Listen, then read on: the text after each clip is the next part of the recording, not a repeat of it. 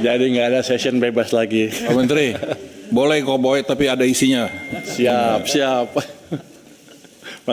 Yang terhormat pimpinan Komisi 11 dan anggota Komisi 11 DPR RI, kami akan menyampaikan paparan rencana kerja dan anggaran Kementerian Keuangan Pagu Anggaran tahun anggaran 2026. Ini Pak, kunjungan saya yang pertama sebagai Menteri Keuangan, betul Pak.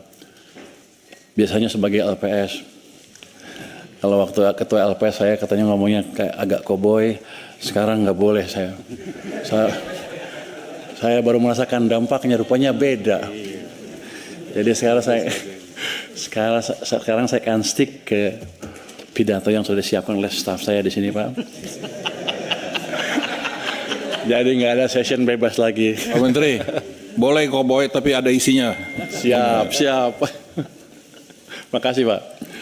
Hadir bersama kami dari Kemenkeu pada hari ini adalah saya sendiri Menteri Keuangan, para wamen, ada 3 wamen di tempat kami, sekjen, irjen, para dirjen dan kepala badan, para staf ahli Menkeu, para pimpinan BLU atau Badan Layanan Umum dan jajaran, dan juga Anda siapa? Pak Sekjen kami, Pak. Dia suka protes kalau nggak disebut namanya, Pak. Harus khusus katanya. Yang terhormat pimpinan dan anggota Komisi 11 DPR RI, pertama kami akan menyampaikan peran APBN untuk stimulus ekonomi dan mewujudkan kesejahteraan.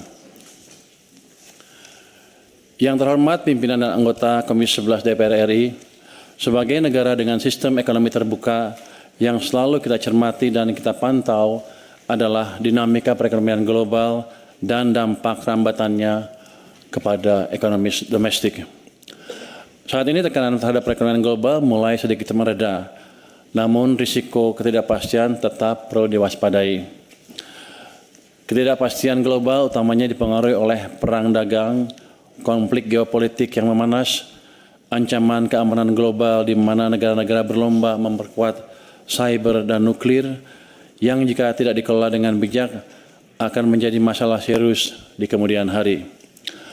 Hal ini meningkatkan fragmentasi dan proteksionisme yang mengganggu rantai pasok sehingga meningkatkan volatilitas harga komoditas, tekanan terhadap suku bunga, dan nilai tukar. Ini semua terus kita antisipasi dan mitigasi semaksimal mungkin. Meskipun tarif tinggi dari Amerika Serikat diberlakukan terhadap berbagai negara, sejumlah negara masih menunjukkan resiliensi dari sisi pertumbuhan ekonomi. Hal ini terlihat ketika kebijakan tarif diumumkan pada bulan April, aktivitas perdagangan dan produksi tetap berlanjut. Indonesia dari sisi perekonomian domestik juga menunjukkan adanya resiliensi terhadap tekanan ketidakpastian global, berada di kelompok negara-negara yang resilient. Meskipun demikian, kewaspadaan tetap diperlukan untuk mengantisipasi dampak lanjutan dari dinamika eksternal tersebut. Resiliensi ekonomi hingga triwulan kedua tahun ini diperkirakan berlanjut dengan pertumbuhan lebih tinggi tahun depan.